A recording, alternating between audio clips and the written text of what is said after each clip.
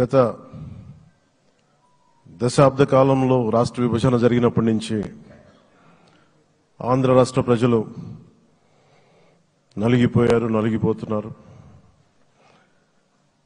గత 5 సంవత్సరాలుగా మరి రాష్ట్రంలోని విపత్కర పరిస్థితులు తెలుసు. మనందరం సమిష్టిగా పోరాటం చేసి కలిసికట్టుగా ఉండి అద్భుతమైన మెజారిటీలతోటి 164 శాసనసభ స్థానాలని ఎన్డీఏ కూటమి దక్కించుకుంది. అద్భుతమైన విజయం. 21 పార్లమెంట్ సభ్యుల్ని మన సెంట్రల్ హాల్లో కూడా మాట్లాడుతూ ఉంటే అందరికీ ఆంధ్రప్రదేశ్ విజయం, తెలుగుదేశం, జనసేన, భారతీయ జనతా పార్టీతో కూడిన ఎన్డీఏ కూటమి విజయం దేశం మొత్తం చాలా ఒక స్ఫూర్తినిచ్చింది. ప్రతి ఒక్కరి విజయాన్ని వారి వారి రాష్ట్రాల్లో ఎలా దీన్ని ముందుకు తీసుకెళ్లాలి, ఒక్క ఓటు చీలకుండా అలయన్స్ అంటే ఎలా ఉండాలి అనేది మన ఆంధ్ర ప్రాంత ప్రజలు, మన ఆంధ్ర రాష్ట్ర ప్రజలు మనందరం కలిసి కట్టుగా చూపించాం. 2021 మార్చి 14న ఇప్పటం సభలో నేను ఒకటే తెలియజేసుకున్నాను, ఆ ప్రభుత్వ వ్యతిరేక ఓటుని చీలనివ్వను. ఆ మాట మీద ఉన్నాం, ఆ మాట మీద నిలబడ్డాం. ఒడిదుడుకులు ఎదుర్కొన్నాం, తగ్గాం, కానీ నిలబడ్డాం. ప్రజల నమ్మకాన్ని పెంచాం.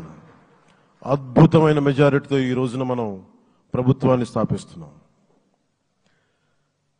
చాలా మాటలు ఇచ్చాం. పొద్దున కూడా జనసేన లెజిస్లేటివ్ పార్టీ మీటింగ్లో నాయకుడిగా ఎన్నుకున్న సందర్భంలో మాట్లాడుతూ మనం చాలా మాటలు ఇచ్చాం.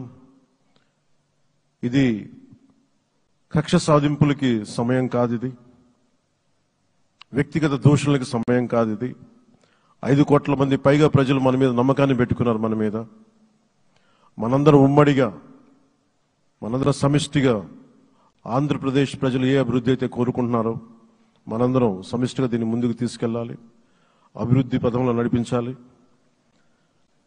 విద్య, వైద్యం, ఉపాధి, సాగునీరు, తాగునీరు, లా అండ్ ఆర్డర్ ఇవన్నీ చెప్పొచ్చాం. మనం బలంగా నిలబడతామని. అలాగే మేనిఫెస్టోలో, ఉమ్మడి మేనిఫెస్టోలో చాలా మాటలు ఇచ్చాం.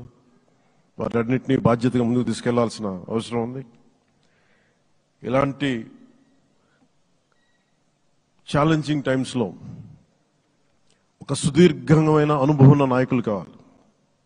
4 దశాబ్దాల అనుభవం, అభివృద్ధి మీద అపారమైన అవగాహన, పెట్టుబడులను తెచ్చే సమర్థత, ప్రతిభ. విదేశాల్లో ఉండే నాయకుల్ని, మలేషియా దగ్గర నుంచి, సింగపూర్ దగ్గర నుంచి, యూరోప్ దగ్గర, అమెరికా నుంచి, ఆ దేశాల అధ్యక్షుల్ని తెలుగు రాష్ట్రాల వైపు దృష్టి మళ్లించేంత శక్తి, సమర్థత ఉన్న శ్రీ నారా చంద్రబాబు నాయుడు గారికి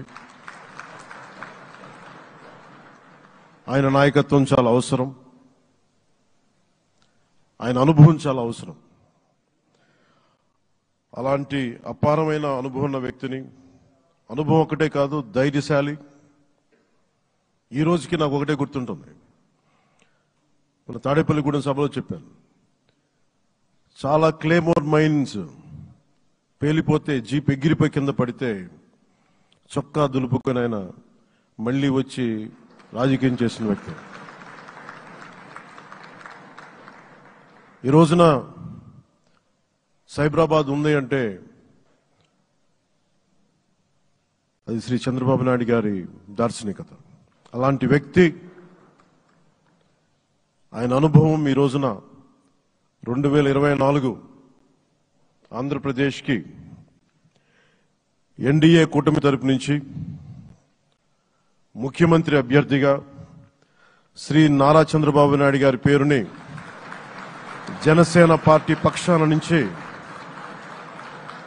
మేము బలపరుస్తున్నాం.